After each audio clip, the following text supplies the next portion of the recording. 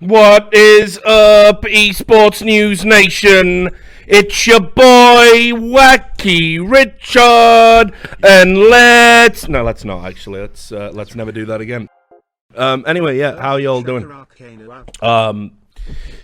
Basically, I wanted to do some stuff yesterday. I didn't have time. Overnight, loads of things have changed in the whole FaZe and Tfue situation, including the contracts come out, Tfue's broken his silence, and yet, despite all of this deluge of new information that's been coming out, what I'm seeing is people are still arguing about the same old shit. Like, people tunnel in onto the percentages, tunnel in on some of the clauses on the contract, and they're instead ignoring the broader framework of the debate. I had some time to speak to some lawyers today about it, because I was maybe going to write an article up, but haven't had time to actually sit down and write the article. And let's be honest, do people read anymore? Why would you want to do that, right? When you can just listen to someone talk on Twitch. Let's do that instead, yeah? So, basically, I had some texts from some lawyers. I had some fucking interactions, like email replies and everything.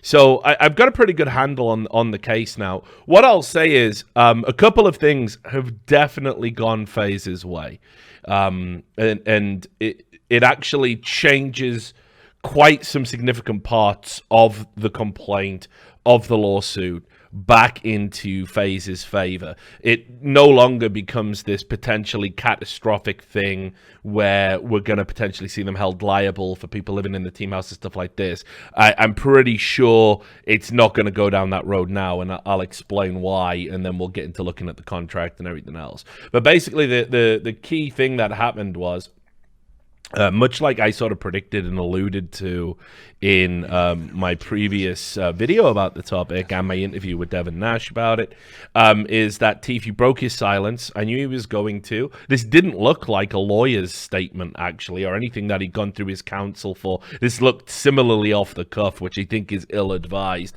But the one thing that I did call was that he was going to walk back the stuff about hurting his arm, the stuff about the alcohol, because you can't win in the court of public opinion after you do that, when you are very obviously using that as leverage, and there's videos of you quite actively participating as a willing party in drinking alcohol underage. It just doesn't hold up to any scrutiny, and he will have lost. There'll be a lot of fans that maybe ordinarily would have been on his side that wouldn't be on his side. But the one thing he did do, which was a good part of the strategy, was he effectively pressurized FaZe to, release the contract, release the fucking Kraken, right? So I'll give you the video that he put out on Twitter first, and you can. This is it. He said, "My response." You can just have a listen here. Yo, what is up, guys? I'm gonna keep this video really short and to the point. First, I want to say I could learn some lessons about that. The gambling, the stunts, the drinking. I told my lawyer I did not want that in there, and he will do exactly just that. He will take it out. Now, the wording there is a little bit interesting in and of itself. He said, "I told my lawyer I do not want that. I did not want that in there." Now, did is obviously past tense. So, which past tense is he referring to? Is he saying that he told the lawyer at the initial point of the contract, of the complaint, he didn't want it in there, and the lawyer went ahead and did it anyway because, leverage reasons? Or did he initially agree to that, and now he's like, you know what, actually, I can see Banks. I obviously still have some attachment to him. I obviously still have some kind of friendship with him. This is just business, and I don't want it to go down that road. Because I imagine once he saw people reacting and going, well, I mean, now we've got liability issues, we've got injury compensation, we've got legal questions about exploitation.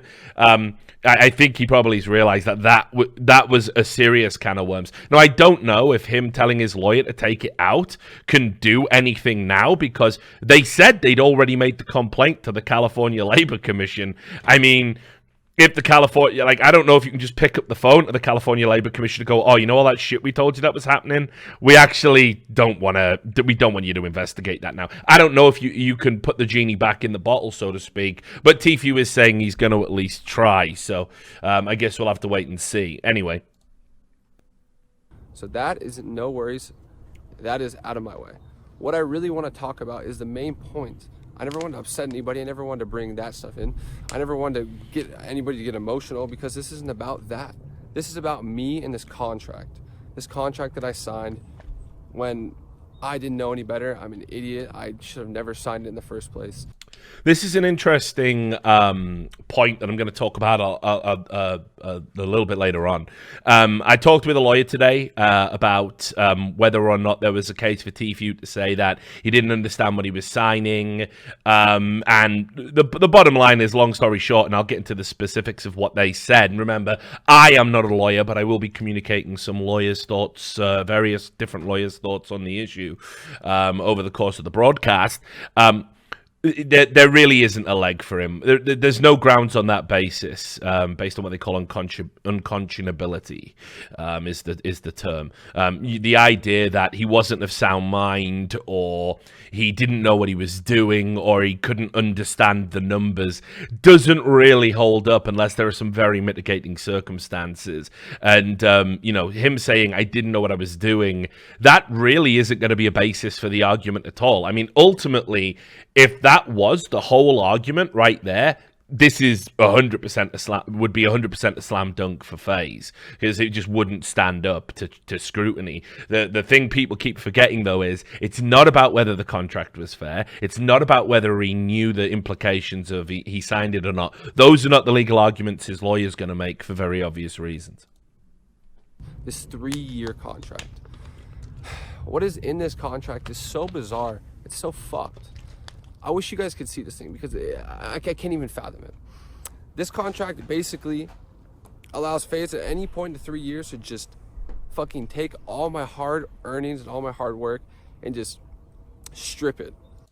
Now, as we'll see when we look at the contract, what he means by this is that FaZe have some very explicit percentages, very explicit numbers for everything. Pretty much every revenue stream that Tfue generates, FaZe are entitled to a cut of it. Now, it's not 80% across the board. It's only 80% for the sponsorship deals that they bring him. So when Banks said that was a lie, it wasn't. But equally, when Tfue's legal team were happy to let that 80% sound like it's 80% of everything, that was a lie by omission. So both sides have been a little bit naughty there, honestly.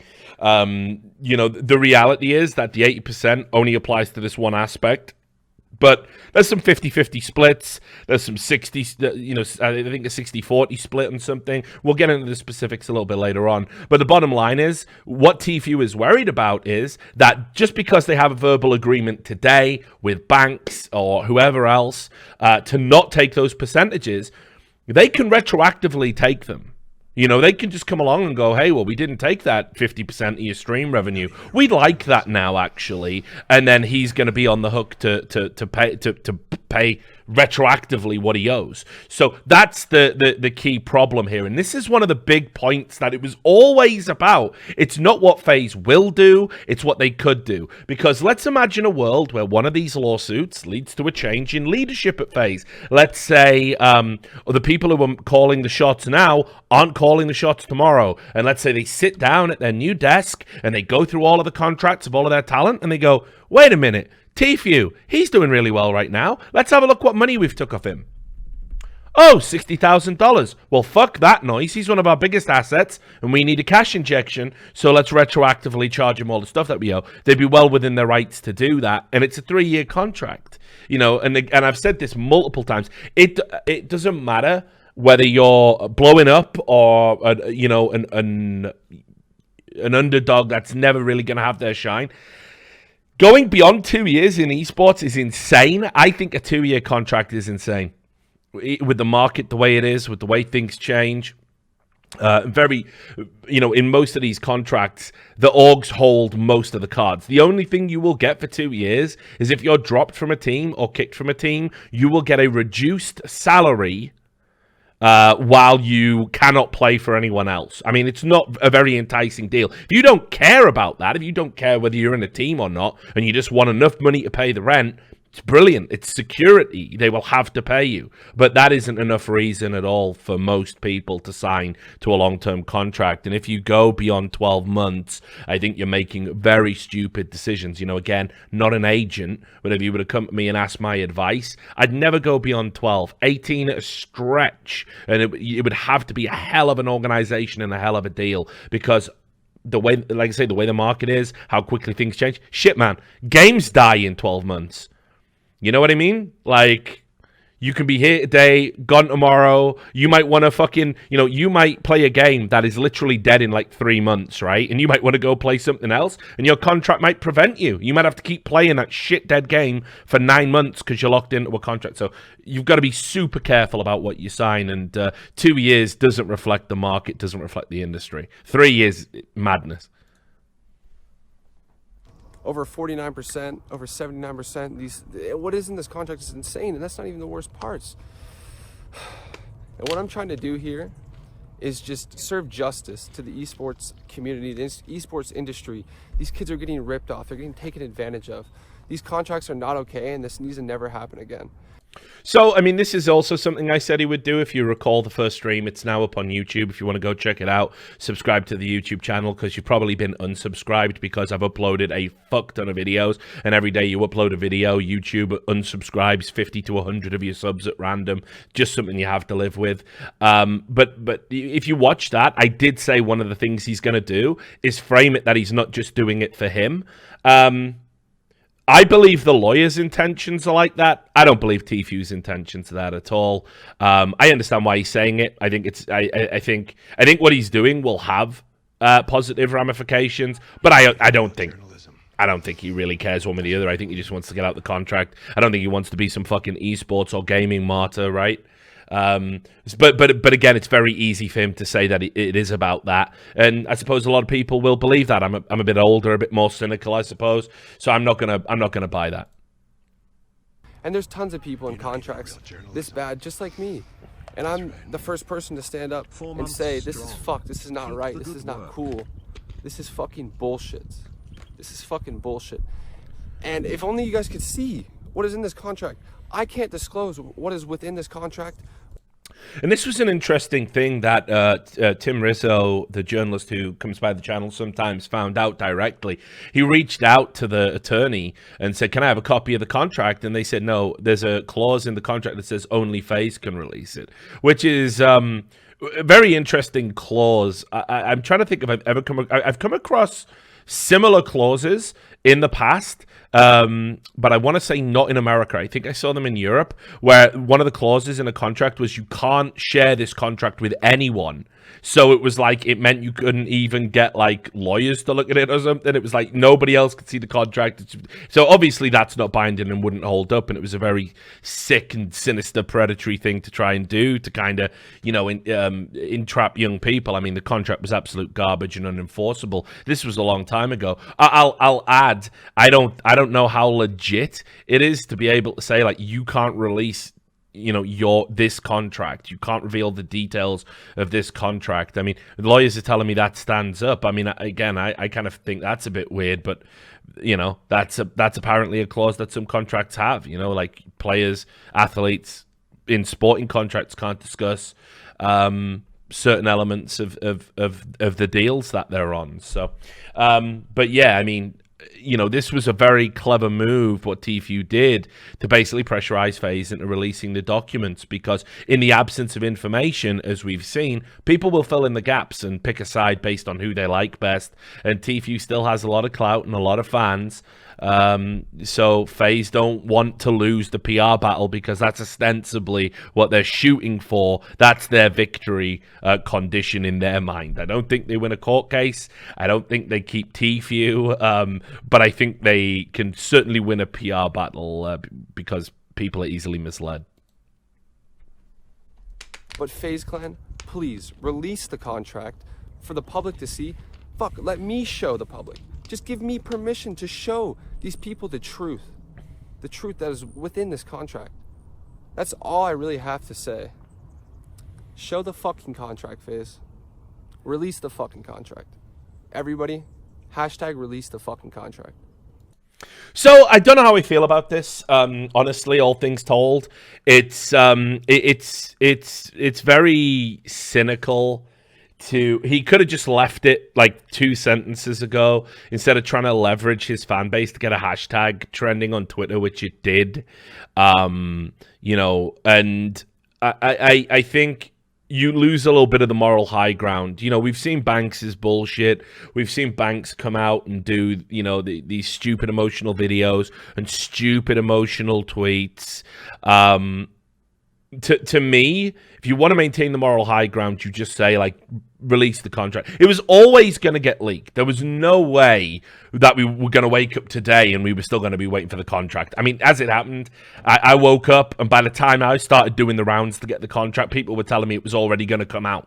So I was like, well, I don't need to do it. It doesn't have to be me this time. Brilliant. So I thought this was really silly, honestly. I think he should have probably held off a little bit and tried not to leverage his following. I think he probably has been a little bit affected by seeing just how many FaZe fans are siding with FaZe and siding with Banks. And I think Keemstar was tweeting about, oh, look at all the subs he's losing on YouTube and stuff. And I think he's had a little bit of panic. I think he's panicked a little bit and hasn't thought it out rationally that actually slow and steady wins this particular race. So he's, you know, splurged out, done this video, try to get a hashtag trending and pressurize FaZe, which it's intelligent to pressurize them to release the contract, but you didn't have to leverage your social media following to do that. It would have always come out. So, but anyway, with all of that said, we can get into the gamer agreement. Yay! It's more fucking, you know, another hour of Richard Lewis looking at fucking contracts and breaking down legalese. Now, I'll say the Blast.com put this out in case you're interested. I don't know anything about the Blast. I don't know anything about them as a publication, their scruples, how ethical they are, you know, their contacts, whether or not they were back-channeled by either party. I couldn't tell you. What I'll tell you is that there's some stuff in this contract which is like super interesting. And let's just start with the first point I want to bring up. Let's start with a really interesting point that was brought up very early on from people who watched my video, and it's a strange experience actually, because I thought when I was breaking this down, I thought a few things were clear. First of all, it was the first complaint. Nothing I said could be gospel. All we have to operate on was the complaint. But second of all, I thought I broke it down in a much more rational manner than almost anybody else. And again, I focused on the key issue, which is, and I'm going to show you plenty of examples because I've had time to read some case law now, so I can show you some specifics as to why I believe I'm right. That if they were operating as his agent and the California Labor Commission deem him to be an artist, it's largely irrelevant what's in the contract, because if he's deemed an artist and somebody's acting as his agent, they need a license. The end. I mean, you know, all of this peripheral noise seems really silly to me. Love your content. Thank you. There's only two things that get my dick hard these days. One is Riley Reid, and two is those sweet, sweet gamer agreements. Keep it up, Val. Okay, no worries. I will. Yeah, thank you. I appreciate it. That's right. Sorry to interrupt. Have you seen the video Polite. of Sky High and the other kid where they accidentally admit he's 11 and then play it off awkwardly? Yes, I played that on the stream, actually. I did, yeah. So, I noticed that issue's gone dead really quickly as well. But look, anyway, so this is the point I wanted to make. This agreement shall be governed and construed in accordance with the laws of the state of New York without regard to its conflict of laws principles. So, people immediately went, aha, Richard, you're an idiot. You are an idiot, sir, because now it's got nothing to do with California. You idiot. It's based in New York. So there's a couple of points about this that you guys probably need to know. First up, right, the laws in New York in regards to having a license are almost identical to California. So, I mean, just putting that out there, there are several cases where if you act as an agent, somebody else in New York, you still need to have a license. And there's still a database of people who hold licenses and everything else. But I will also read you this text because I double checked. You're not even a real journalist. Hang on, where the fuck was it? That's right. Me and my legal dude at I hear some new kid named Scoots might be on later less than 3. Yeah. So how it can work with the California Labor Commission is, even if the contract that is agreed is in New York, the commission can claim jurisdiction because if Tfue lives there and operates there, there's what they call a proper nexus to the state. So the contract choice doesn't affect the commission's rights or the artist's rights.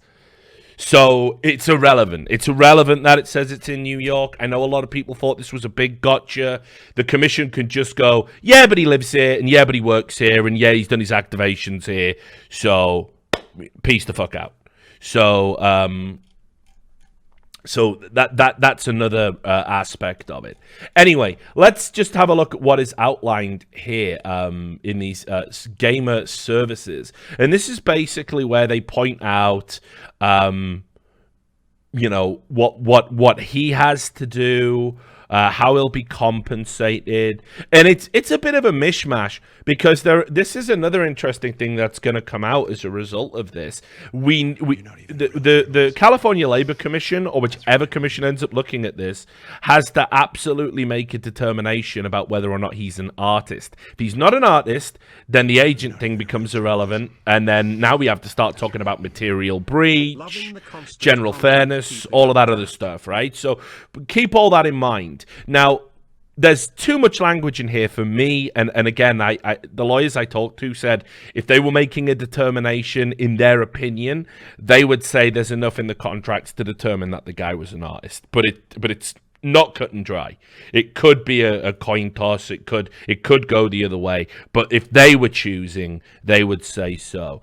And the reason for this is basically because that, you know, they will get you brand deals, and they talk about how the brand deal split will work, and you can see that on this page, and then they explain how the percentages will be paid out to you. And then they also, when you go a little bit further down and you get into this, the terms and conditions, well, we already saw these clauses get leaked, and now it turns out they haven't been you know, tampered with at all or misrepresented. It's very clear that there's an exclusivity period when this person signs, and that while you're operating on that exclusivity period, that the company phase will go out and they will do engagements and get you endorsements, and they will get you, you know, all these deals. And they will do a split in exchange for that. And if you get any deals yourself, you have to defer to them to handle the negotiations. Now, this is inarguably the activities that an agent would undertake. It's quite cut and dry in that regard. The issue we have is whether or not Tfue is an artist. If Tfue isn't deemed to be an artist, then this agent can't be a talent agent. If he's deemed to be an athlete, it's something entirely different. Wouldn't be covered by the Talent Agency Act. Wouldn't necessarily fall under the purview of the California Labor Commission. So that becomes a very important determination. Interesting aside, and I don't think it'll make any difference, Tfue has continually referred to himself as an athlete. I think even in the initial Hollywood report, he was referred to as an eSports athlete. So, you know, that's kind of language that if you want to be determined as an artist and get out of the contract because of the Talent Agency Act, the California Talent Agency Act, TAA, as it's abbreviated to, then you really have to go all in on being an entertainer. I don't think it matters because I think there's enough language in here where they're like literally, they just talk so much about, you know, representation, appearances, you know, things that wouldn't necessarily apply to an athlete. Now, let's talk about the percentages. There are some clauses in here that I think are kind of interesting, that are definitely worth talking about. Should have subscribed. For example, I just got to find what page it was on. I made some notes before I came on the stream. Just 2 seconds. But there's a clause that says if he's late for a single training session or a single appearance, they can take 25% of his monthly income. Have a real passion for it. Nice to see you expect a certain level of respect that I think all of us watching think the game deserves at this point. So that is very egregious. And whether or not, again, remember, fairness doesn't matter. Fairness doesn't matter. But yeah, here it is. Here it is. I'll just read you this. Fines for failure to provide services. In the event that gamer fails to participate in training sessions and/or tournaments and/or matches other than with a valid absence, which is defined as being ill, giving 24 hours notice due to emergencies, etc. You can see all that down there. Then, without limiting companies of the rights and remedies hereunder, companies shall have the right to impose the following fines per occurrence. This is per occurrence, represented below as a percentage of the gamer's monthly fee, which will be subtracted from the compensation payable to the gamer in the pay period directly after the imposition of any fine, unless such fines exceed the amount of compensation in which the gamer shall pay another amount exceeding such compensation to the company. So, failure to show up to a training session, 25% of your monthly fee, every time. Failure to meet at a league match or a major online tournament, the use of any controlled substances prohibited under federal or state law, or the gambling at any gaming facility or operation, including any electronic or internet-based gaming facility or operation in connection with the game, is 50% of the monthly fee. And in addition to the foregoing, in the event that he fails to meet a LAN tournament or breaches a confidentiality obligation under the confidentiality provisions in this agreement, the gamer hereby agrees to pay the company a cash amount equivalent to 125%. So that means he has to tack 25% onto his salary, and that's what that's effectively what he's losing. He loses his salary, and 25% of that he has to pay that to the org out of his own bank account. Now, I've never seen anything like that in esports. I'll be completely honest with you. I have seen I have seen fines and stipulations for fines, by the way, all of which in esports are pretty much governed with a principle of them being reasonable, and usually aren't a percentage and usually aren't a scaling percentage. I have never seen in any contract, and maybe this is the norm these days, who fucking knows, but I have never seen in any contract a situation where you would owe money to the org if you missed an appearance or whatever. Never. I've never seen that. I've never heard of that. Generally, the cutoff point is we can take what we pay you. I've never seen a situation, and on top of that, you have to pay us some money. So that to me seems so egregiously over the top that I'm very surprised that wasn't thrown in with the initial complaint, because this is a very easy way to all those people who are talking about whether or not the contract is fair. There's a very easy way to basically win the argument and make it look like an unfair contract, right? So I'm surprised that didn't come out, but that immediately leapt out at me, it being very very egregious. And I can say hand on heart, I have never seen anything like that before. Now, what I won't do is zoom through all of the pages. I'll show you what I was talking about in regards to the percentages. Oh, well, just before I show you the percentages as well, you can also see here, of course, you've got the name and likeness rights signed away. I keep telling people this is just a standard in there, but you might want to think about, how long you're doing it for and stuff. This is actually better than most esports contracts I've seen because it defines a period where they control your name and likeness. It's not in perpetuity. Most esports contracts I've seen, perpetuity. So this is actually quite progressive in that sense. So I guess a little bit of credit to FaZe in that area.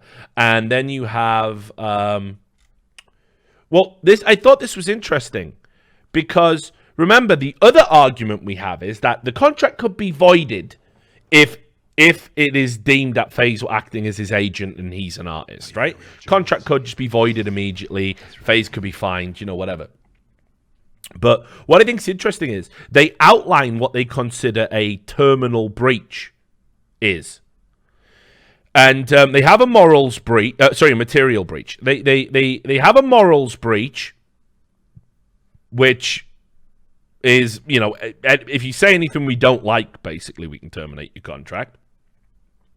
But it says here a material breach would include making disparaging remarks about the team or any party involved in the team, a company, a sponsor, a commercial partner, any employees of those partners, any agents or assigns, insubordination, dishonesty, resignation, which I don't even know what that means. Like, what, an attempt to resign? Like, I don't understand the terminology there. But like, because if they mean emotional resignation, I don't understand how you quantify that. Or betting on esports leagues. 3, failure, refusal, or neglecting to perform the services at the times and places in the manner required, or to fulfill gamers' other obligations under the agreement. 4, an absence from training would constitute material breach. So even though they say they can fine you, they also then later go on to say, if you do it more than 2 times, we can terminate your contract. Gamers breach of the confidentiality provisions. Again, that's in there. We can end your contract if you breach confidentiality. If you breach the non-compete provisions, we're going to talk about the non-compete provisions in a moment, we can terminate your contract. If you don't comply with tournament rules and regulations, it can be a material breach and we could terminate your contract. If the game is express or implied promotion of other brands than those approved by the company, we can terminate your contract. Now, remember, one of the things that the lawyer said, Tfue's lawyer, was that this is anti-competitive because it is limiting what brands he can promote, how he can ply his trade. And here they're saying, if you promote anyone other than who we say you can, we can terminate your contract, which, again, that operates in complete contradiction of what you're supposed to be doing as his agent and representative. So that's bad. That's a bad line. But also very standard. Very standard. It's not that it's bad in and of itself. It's bad for the argumentation purposes of what FaZe is trying to do, and very hard to give a rebuttal to the argument that they're anti-competition, and especially if it does fall under the purview of the California Labor Commission, which I'm pretty sure it will. Then in California, they don't like shit like that. Like, non-compete clauses are generally held up to, to not be enforceable in California. And if you appear visibly intoxicated or under the influence of any illegal substances in public, including online content, well, he's done that. So it just goes to show, like, you won't even enact. Like, if somebody is valuable, you won't even enact your own material breach clauses because you don't want to lose them to the fucking organization. So, but here's the point I want to make by reading all of this out. When you get a good contract, right, like an actual good contract for a reputable company, they are designed to protect both parties. They outline what we, the company, can do, but also what your rights are. So within this termination for material breach, it should also say, and if we do the following, you will also have the grounds for material breach. Now, again, I was looking into material breach while I was looking at this, because remember, for those who were just catching up on all of the drama and all of the story, In September 2018, Tfue's lawyers wrote to FaZe to say you owe him some money and you better pay it. And then that didn't get paid in a timely fashion, if at all. We don't know. That hasn't been made clear by either party yet. And then they contacted them again about it in March. And then obviously they brought it up again when they filed the complaint right now in May, 2 days ago or whatever. So the question becomes, is that a material breach? So I was looking at it. And like I said, when it comes to material breach, it's very subjective. So the key components you have to remember about material breach, right, are that you have to give, for it to be a material breach for Tfue, he would have had to have given notice. Well, September 2018, he gave notice that he wasn't happy because he hadn't been paid. And you have to give them the right to cure. So the right to remedy the problem by offering to give you the money, some of the resolution, some resolution that satisfies the parties. Now, to all intents and purposes, it sounds like that hasn't happened. And it's very rare. Some courts don't care. Like, you might get a judge who doesn't care about the opportunity to remedy the situation. Some courts don't care, but it is super rare. Basically, if you say, look, it's a material breach, and they go, well, no, because look, they didn't pay you, you waited 2 months, then they did pay you, and they apologized, and then the following month, they gave you, a fucking fruit basket, they're going to say that's probably not a material breach then. So a large part of the secondary argument as to whether or not the contract is voided is going to come down to, did FaZe pay the money they were owed in the fashion that was outlined by Tfue's lawyers back in September? No one's talking about that. So if the payments still haven't been made, very bad for FaZe. Very bad.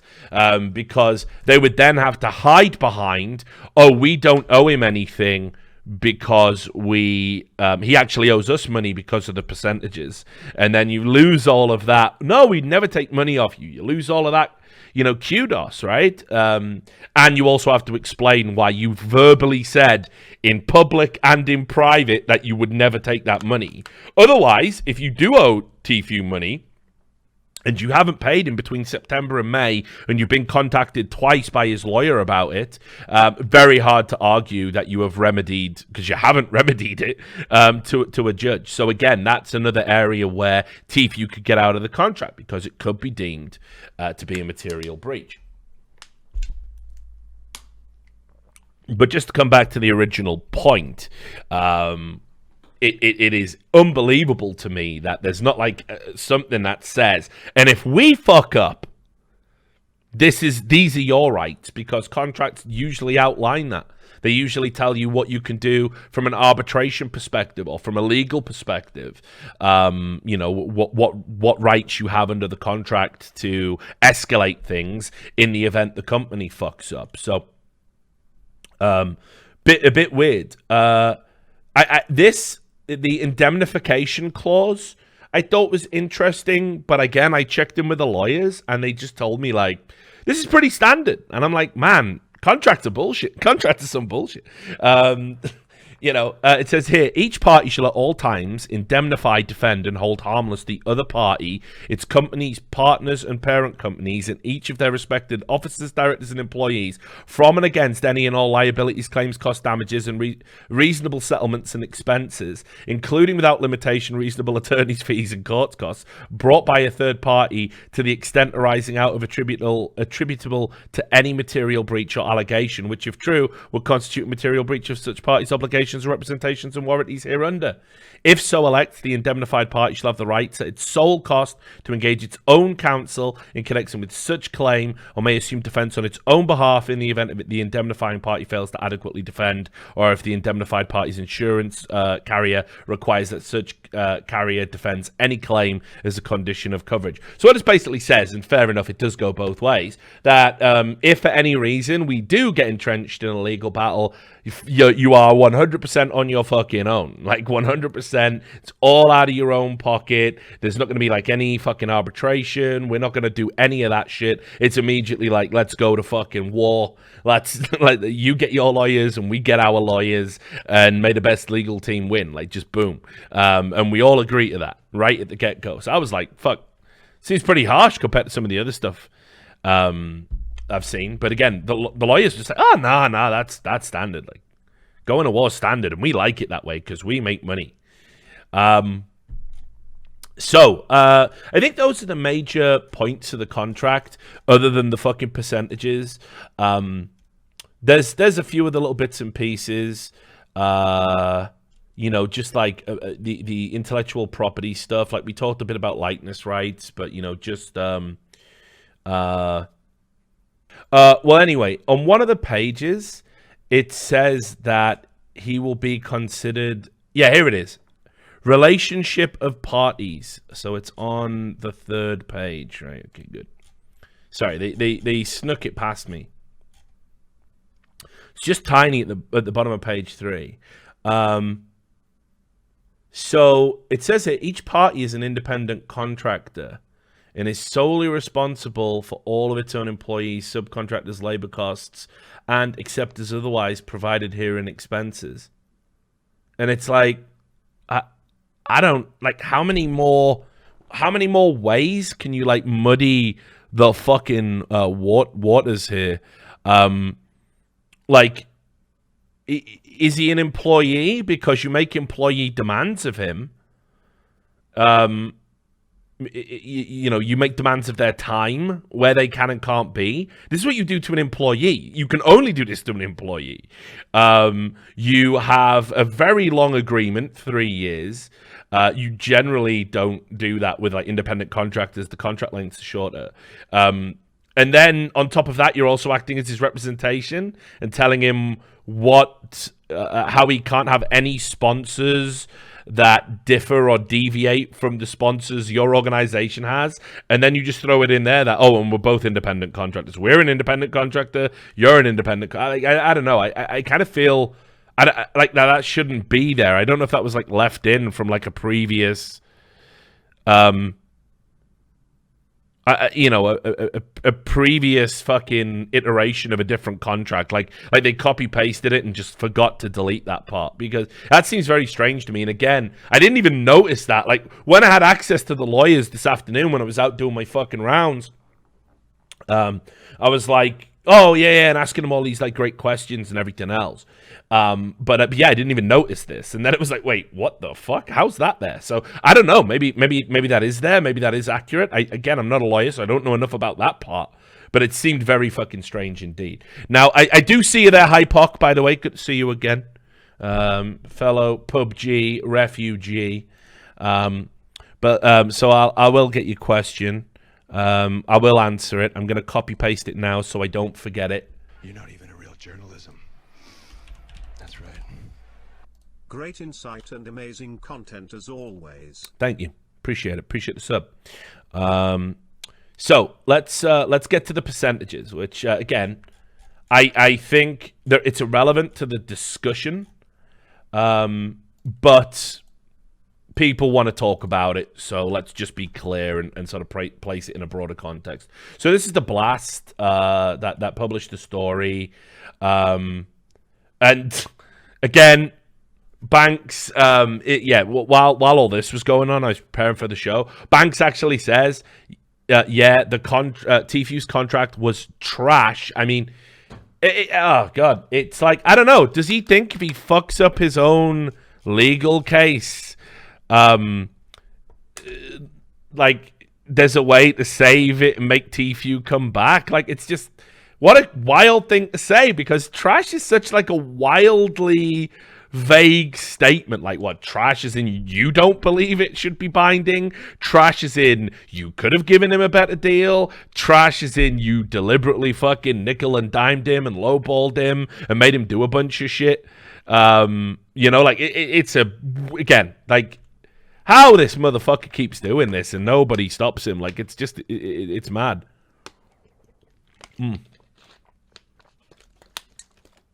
So anyway, let's get to the this part here, the compensation. So $2,000 a month is his fixed salary, but he gets along with that all other income, where it says all other income, including but not limited to salaries, earnings, fees, royalties, bonuses, share of profits, and gifts generated in connection with the gamer's services. So he's on a 2K a month salary, which honestly is poor by modern eSports standards. To put it into a context, we all have heard the stories about, North players being on like $20,000 contracts. Famously, Virtus Pro was supposedly on $25,000 a month. That's in CSGO. So if you're a top player in Fortnite and you're salaried to an organization, but equally, of course, this is tempered by when he signed this contract, he wasn't a big star. He didn't have 1.6 million fucking followers on Twitter and 5 million or whatever the fuck it is, now on 10 million on Twitch. So sure, you a starting player getting 2K to play fucking BR games probably isn't all that bad, honestly. I don't think the salary is not reflective of who he was at the time he signed it. But then they split the money with, if you get in-game stickers or anything you sell with a creator code, it's a 50-50 split, which I don't know how I feel about that. I guess You're not even a real journalist. It's one of those things where a 50-50 split of that nature is good at the start when you don't have a brand and people buy it because it's FaZe. But when you become bigger than FaZe, as he has, then obviously it's very bad because FaZe is getting 50% of something you could easily sell by yourself if you had the agreements in place with the sponsors, which you could now adequately go out and get. So 50-50 is pretty bad. Now, to put it also into context, Twitch have a scaling program when it comes to subs, right? We all know when you lovely people, subscribe to me with your Twitch Primes or, you're out of the kindness of your own pockets and we get a sub, right? I get 50% of the $4.99 and Twitch get the other 50%, right? And that's how that works, right? Because I'm not that big a deal. I'm not a big streamer. I'm not like a big organization that drives loads of traffic to Twitch. I'm just a guy who talks too much and makes videos that are too long for anyone to watch. So obviously I get the 50-50 split. But if you're a good streamer and not like me, and you stream regularly and you do all that fucking hype shit and play games, you get a 60-40 split and sometimes a 70-30 split. And then, if you're a big organization or a massive streamer, sometimes Twitch is just like, fuck it, you're driving people to the platform. We benefit greatly from that. Some people get the fabled 100% of all of it, or 100% of all of the subs and everything else. So it's a complete, this type of thing, 50-50, sounds lame, it sounds shit, but actually when you think about it, in lots of areas, the 50-50 split holds true, like in Twitch and stuff. So that doesn't shock me that much. Brand deals, right? It says here that 50-50 on the brand deals, but that isn't true because it was actually 80-20. Right? So they said here that the way it was being represented was we'd only take 50%. But no. The brand deals brought in by FaZe Clan, and this apparently was true for all the people who signed at that time, it's 80-20, which is so outrageous. The 80-20 thing is indefensible. It is completely indefensible by any organization. Because as I said on the previous stream, I've had agents. And agents have got, an agent got me the Rivalry deal. Right? And the Rivalry sponsorship, 6 figures. And they took a percentage. If they took 80%, there would have been no point. There would have been no point in me doing it. Think about that. Think about that. If let's say it's 100K, the sponsorship deal, right? And they walk away with $80,000, and I get the $20,000 that's left over. That is so fucking stupid. Like, and I've got all the pressure of the deliverables. I've got the pressure of being the public face. I've got the pressure of like pissing off the sponsors if I say or do something wrong. The agent pockets the 80% before it gets to you, and they just rizzle, dizzle, and go do another deal. 80% is madness. 80% is absolute fucking madness. Yeah, and to put it into context, a pimp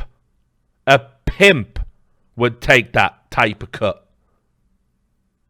So fuck that. Then brand deals brought in by the gamer, right? So if Tfue is at an event and he's doing his thing, right?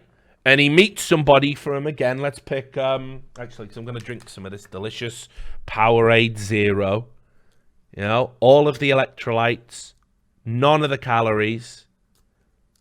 Really good for you. You too can be an overweight, balding eSports fan if you drink Powerade Zero. So anyway, if he went and fucking talked to a Powerade Zero representative at an event, and they said, "Holy shit, man! Like, we didn't even know you liked our fucking delicious red juice, and we'd love to fucking sponsor you. Like, we'd totally love to." He has to go and tell FaZe, and he goes, "Oh, you'll never guess who I bumped into. I bumped into a Powerade fucking Zero representative at an event. They want to sponsor me. We're going to set it all up. Is that okay?" Well, first thing, they say no, because they got a sponsorship with G Fuel. So fuck you, Tfue, for even trying. And then second of all, even if they decide to let him do it, 50% for what? Turned down for what? It's outrageous. 50%, you didn't do anything. You didn't do anything. Like, that's the madness of it. Like you're acting as this guy's agent and telling him what deals he can and can't have and bringing deals to him. But if he goes out and gets a deal himself, you just want 50% of it? That's mental. That makes no sense. Appearance fees, 50-50. I don't know enough about that streamer life or that influencer life to know what kind of money you get paid for an appearance fee. 50-50. I don't know how I feel about it, because I think this should fall under agency fees, which should be no higher than 20% in my opinion. Maybe 25 at the outside. Like, again, the agents I've had have took 10, 15, 20, like never above that, right? Never, ever. For, no matter the size of the deal, no matter what type of deal. And sometimes when the deal is so like small, like, because, you know, you might get a $10,000 sponsorship, they don't even take the cut, some of them, because I just have the 10K. Like, 1K is not worth it, you know? So an appearance fee, I imagine for someone as popular as Tfue, like, I imagine that could be quite a bit. I remember when I used to work booking people myself, and I remember when it was like we tried to get Day 9 at a gadget show event, and his fucking fees were just so, like, outrageous. You know, we ended up booking KSI, I think, for, like, less or something. And we booked KSI for a smaller day rate than fucking Day 9. That was at the gadget show. What year was that? Was that like 2009? Probably 2009 or 2010. So anyway, just putting that out there. Like, these motherfuckers do, like, get some crazy, like, fees, and then once you put a day rate in, and then you start, maybe it becomes a whole weekend, and then you want them to do additional work, and you want them to do a meet and greet, and maybe like do some promotional stuff. It can scale upward to like hundreds of thousands just to be at an event. So the madness that you take 50 for that, that seems high. I think that's egregious. I think that's egregious. But I have no idea what the industry standard is now, because it's not my wheelhouse anymore. Then prize money for tournaments, and this will always be a bone of contention. Because, like, I understand why organizations might want to cut from prize money, because it is, especially if you're a smaller organization, because it is immediately the way that you can see to get money back, right? It is immediately the way you can see to get money back. Because what you do is you say, how are we going to do it? I got to send you in a hotel, you know, I got to send you in a plane, and then I got to put you in a hotel, and then I got to pay for your food and everything else while you're out there, and then I got to send a manager to make sure you get to your games on time, and then, you know, I have to outlay all of these expenses, plus I'm already paying you guys a salary. So if you win, boom, we want to take some money. But what this does is, first of all, it de-incentivizes your players, because, you know, even if it's only 20%, 20% out of your prize money, in a player's mind, your prize money is already getting divided 5 ways if you play on a team. 2 ways if you play in a Fortnite duo, you know. You're not making the money you think you're making. And then you come in and you take a fee of that. So players don't like it. Most organizations identify this, most established organizations, and you don't see them take prize money. You win the prizes, you get the prize money. We've got merchandising, we've got all this other stuff. We will not touch your prize money. So to have all these fucking egregious percentages in, and you're taking prize money on top, it's pathetic. It is pathetic. It is, you know, it is a trash contract on that basis. If you want to know about one of the worst ones I ever saw, back in the day, I think it was it Mouse Sports? It might have been. Anyway, if it isn't, they're going to be super pissed, but fuck them. I'm pretty sure it was. I'm about 90%. They wanted to send a team to TI, and I think they got a Dota team that had, like, qualified or whatever. And so they immediately put all their money into that.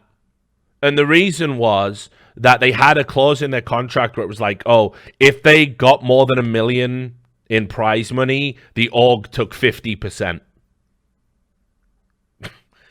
So, you know, and I saw that clause in a few other contracts, like for Dota teams. Like if you win big at TI, immediately you think, yeah, we've done it, life-changing money. Org wants 50 of that off the top. That's before you get your cut and then have to go home and pay your taxes. So, you know, the idea that you should be taking this type of percentage from everything else, and on top of that, you're going to fucking demand 20% of prize money as well is crazy.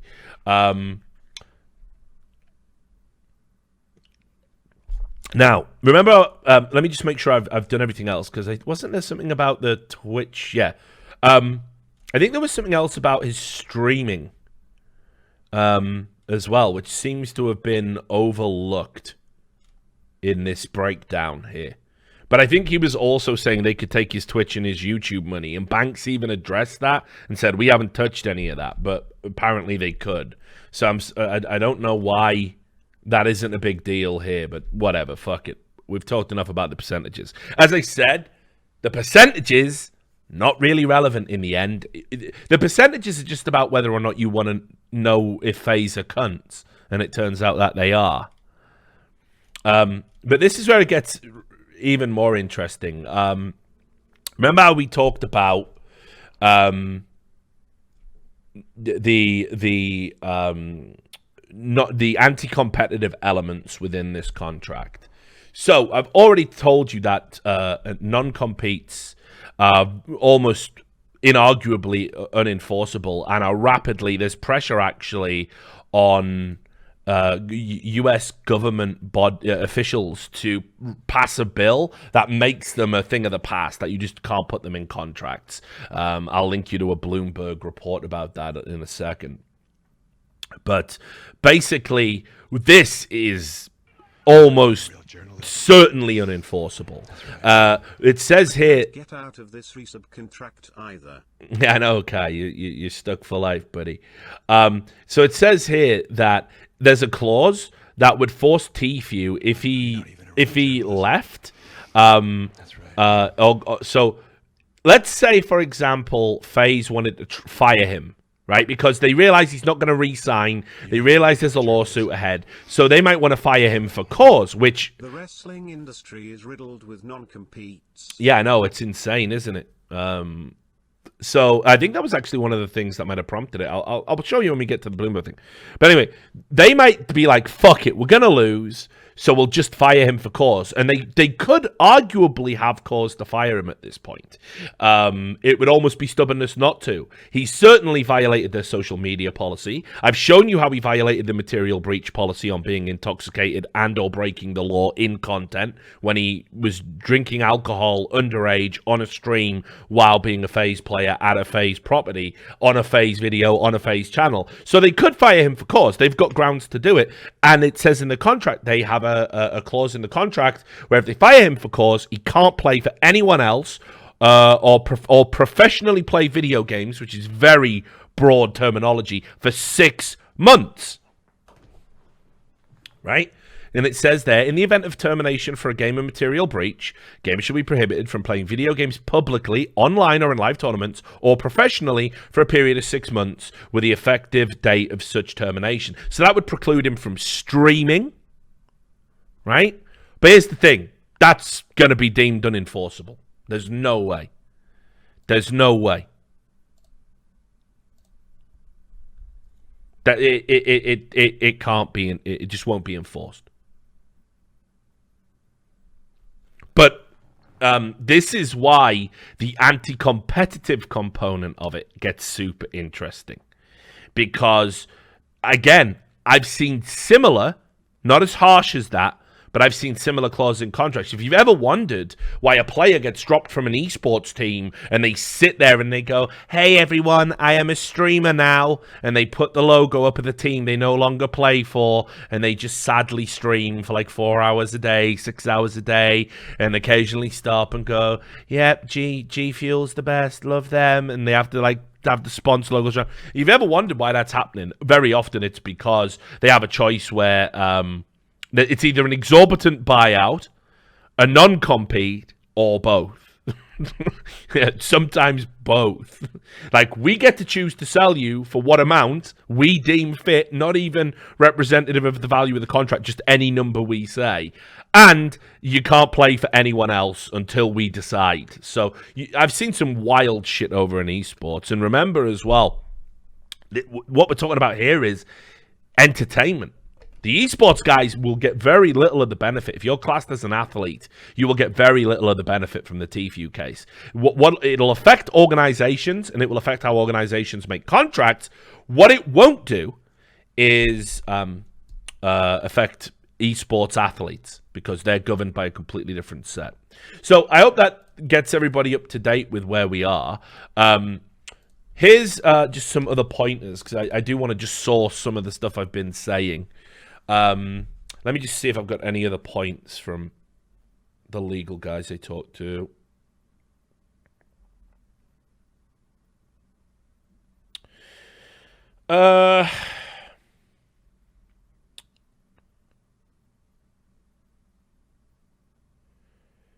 Yeah, somebody I talked to who's an expert in entertainment law said that the talent agency agreement doesn't mean, like, even if you're in violation of that, the commission would have the option to not invalidate the contracts. It's super rare, but they could just fine you and say the contracts stand. But it's super, super rare. The idea that it's cut 100% apparently is wrong, and it's closer to 90. So I think I said in a previous video it's 100%. It's actually like it's more likely 90% of the time. So it has happened sometimes, but very, very rare. Yeah,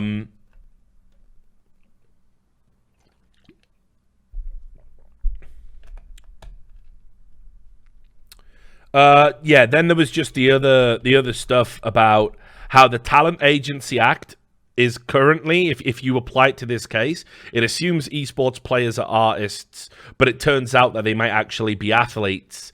And you can't be a talent agent if you're operating under the Athlete Agency Act. But there might be exceptions to that, because apparently there's an Athlete Agency Act as well, which I haven't even had time to fucking look at. I haven't even had time to look at the Athlete Agency Act. So these two things could clash, and it turns out the classification could be super important.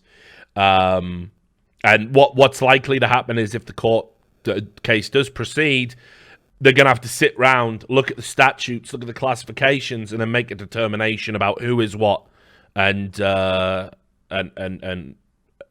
then proceed from there. So again, if Tfue is classified as an athlete, all of this could potentially go away. But I think the way the contract words what he does and the services he provides, I don't think that can happen. But that's my opinion. And I was going to tell you about unconscionability. So I'll go to everyone's favorite source for this. I'll tell you about unconscionability because I just learned about this today myself. I say I learned about it. I read up on it because it's not a term that I've come across before, but it probably should have been. I think we might call it something else in the UK, but unconscionability. So remember, right, in the video we saw right at the start, way back in the annals of time. Shout out to all the YouTube viewers who are watching me at like 1.5 or 2 times speed now. He said, "I'm just a kid. I was just a dumb kid. I didn't know what I was signing. I didn't know the contract was bad." It says if you wanna get a contract voided on that basis, right? You have to look at what is called unconscionability, sometimes called unconscionable dealing or conduct, which is a doctrine in contract law that describes terms that are so extremely unjust or overwhelmingly one-sided in favor of the party who has the superior bargaining power that they are contrary to good conscience. Typically, an unconscionable contract is held to be unenforceable because no reasonable or informed person would otherwise agree to it. The perpetrator of the conduct is not allowed to benefit because the consideration offered is lacking or is so obviously inadequate that to enforce the contract would be unfair to the party seeking to escape the contract.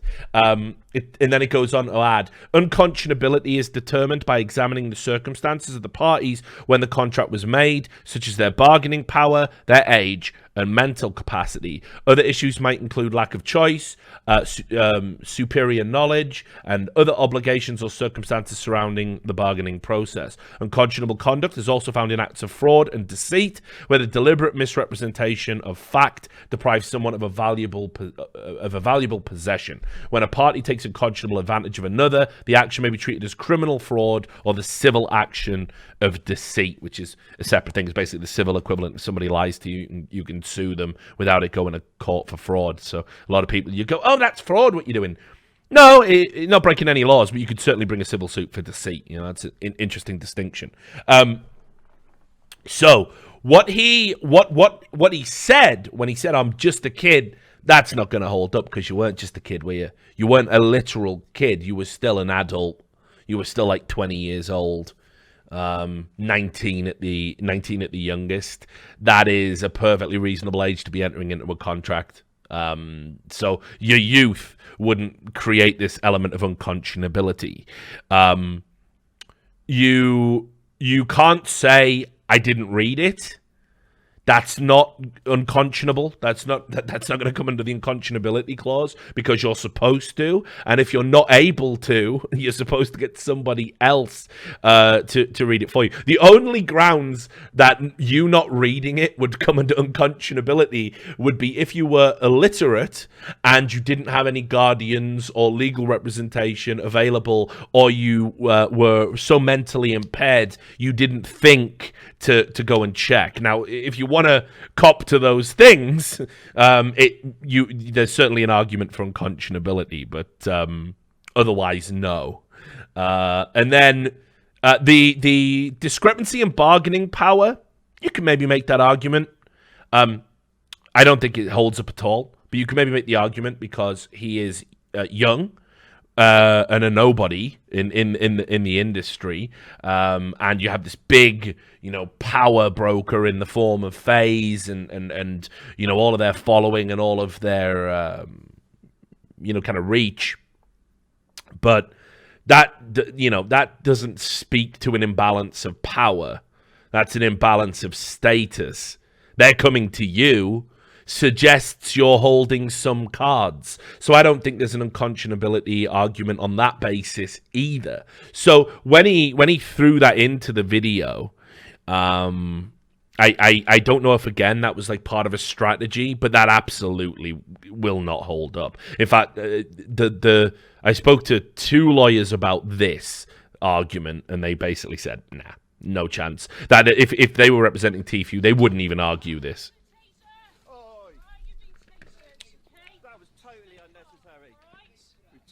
What is the difference between intellectual property and likeness? In the contract it says Fazi owns his results and proceeds of the intellectual property for perpetuity.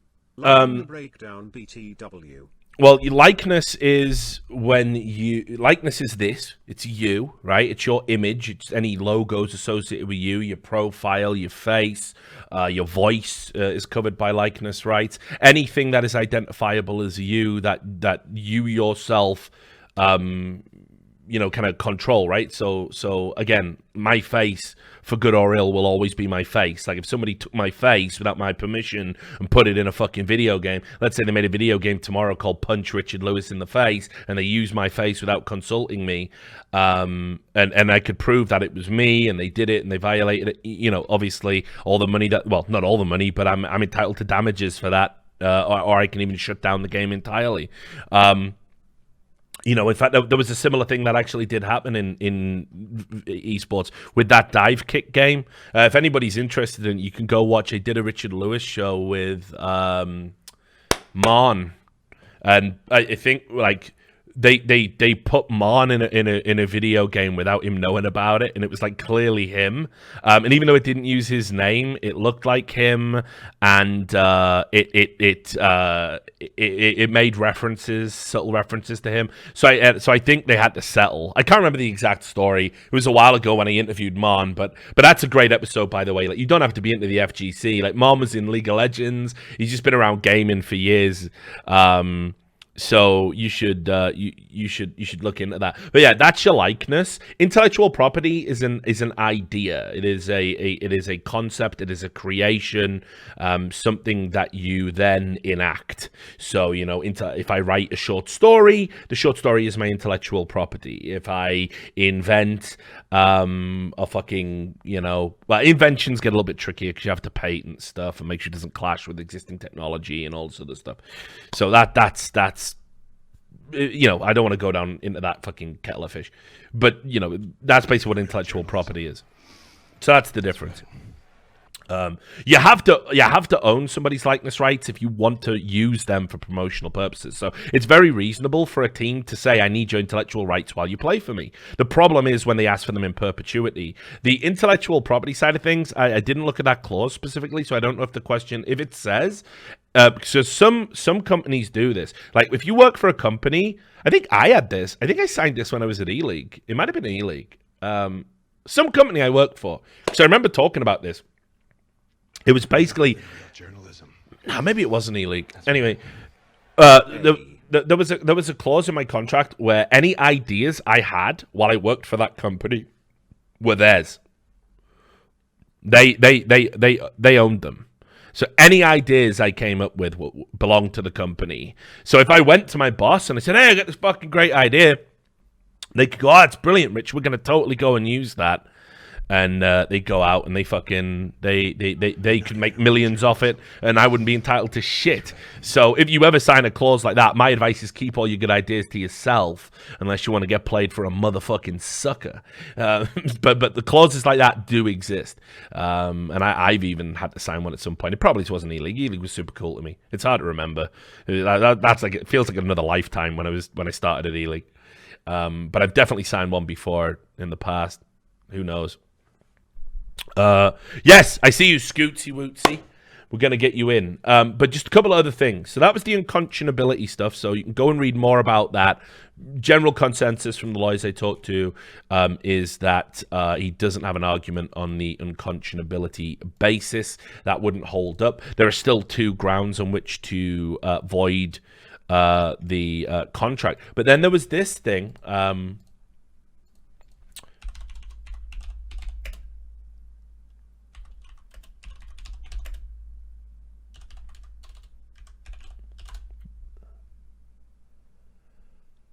Yeah, here it is. So this is from March this year. So this is very, very recent.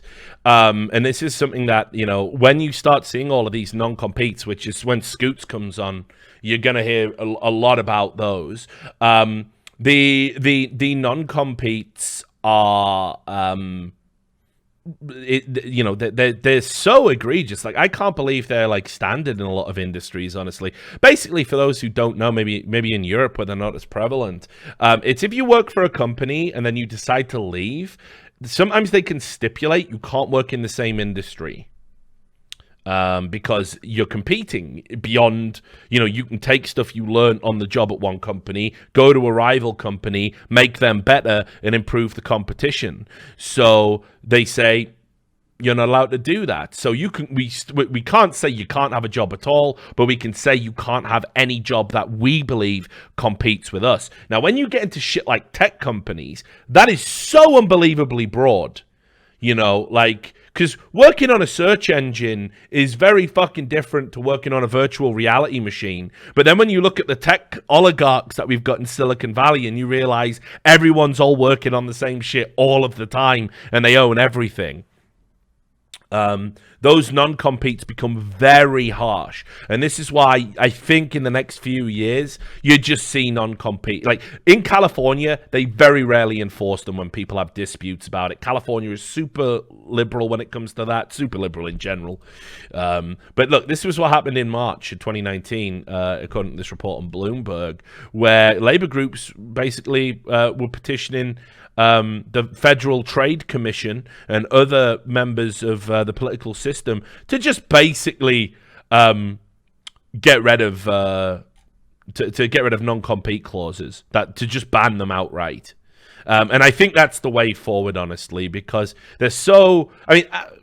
judges don't like to enforce them in certain states. They're so subjective anyway. And this is another thing where if, for whatever reason...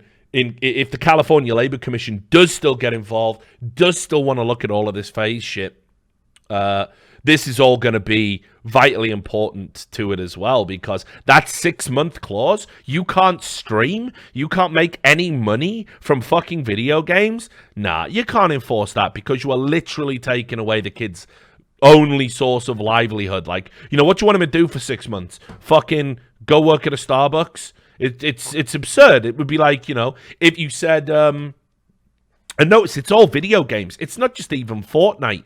So it would be like literally saying that if fucking, you know, there was an argument and LeBron James left the fucking Lakers, probably is actually gonna happen, but you know, whatever. If there was an argument and LeBron James got fired for cause from the Lakers or was cut from the Lakers, he wouldn't be allowed to play any sports. At all, and he would have to go, like, you know, you just have fucking LeBron just working in Starbucks for 6 months. Like, you know, what do you want, man? Like, holy shit, it's LeBron James pouring me coffee. Yeah, non-competes are fucking stupid. So, you know, completely absurd. And I think the way we're headed, you'll definitely see, non-competes become a thing of the past in the next, I say next 2 years. I think it's something that's going to get fast-tracked.